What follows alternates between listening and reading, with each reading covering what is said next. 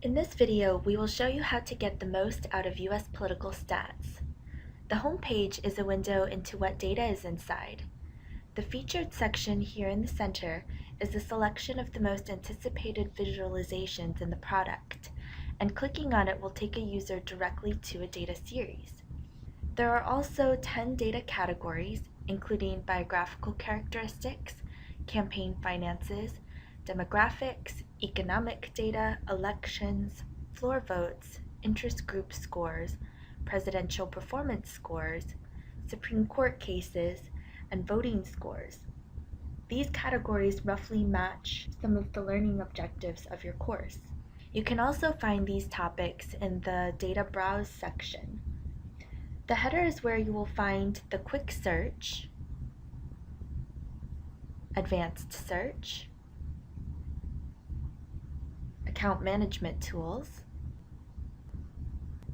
the Export Center, and the Help. This entire header is persistent, so as you scroll down to the bottom of any page, you will always have the ability to browse to another page or run a search. US Political Stats was designed for you to get into the data in multiple ways. There are times when a professor asks you to find data on a specific county or a district to bring the data to life, or to find data on a person who is interesting to you. You can find this information here. You can browse from over 400 locations, 15 policies, and from over 2,000 people in Congress, Supreme Court, and the President. If I click on interest group scores, it will take me to a hub page. This page gives a brief overview of the topic and a sample visualization to give you an at-a-glance view of whether or not you are looking in the right place.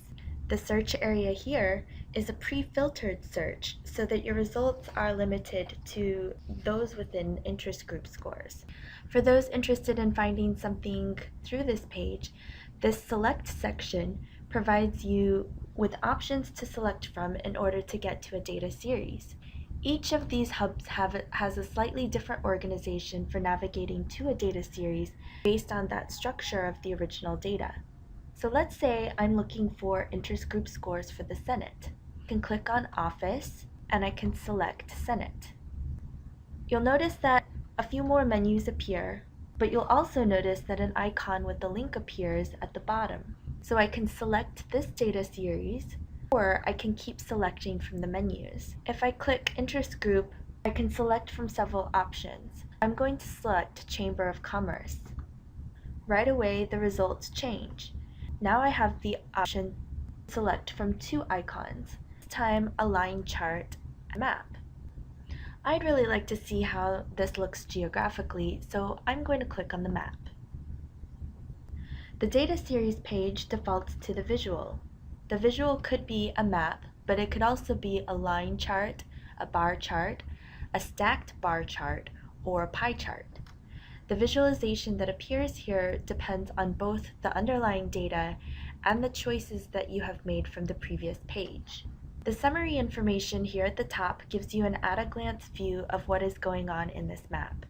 The map for the Senate shows two scores for the Chamber of Commerce using two circles. The larger the circle, the higher the score. Just by viewing the size of the circles, I can tell how aligned the senators are. I can use the buttons to zoom in, pan, and look at specific areas that interest me. The hoverovers give more information on those exact data points, and you can also click on them to find new data. So if I were interested in finding more information about Michael Devine, I could click on his name and it would take me to a new data series. If I had selected House from this menu, I'll get a slightly different view of the map, where a gradient represents the score. So the darker the blue, the higher the score.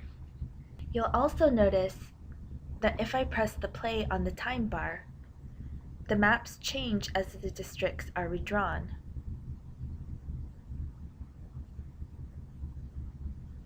One of the more powerful features of US political stats is the ability to compare data.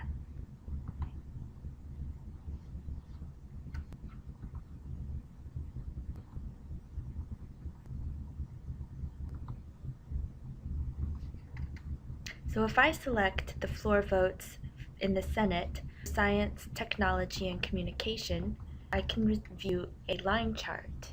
If I click on Compare, I can select an office type and a topic. I want to look at the House for the same topic. Here I can see the number of floor votes in the Senate on Science, Technology, and Communication versus the number of floor votes in the House versus for Science, Technology, and Communication. This lets me see if the two chambers are roughly looking at the same types of bills. To export the data in bulk so that you can create your own charts and graphs, the Export Center is set up for you to quickly pull anything you are looking for. Select a topic, select an export type, and at least one other menu option.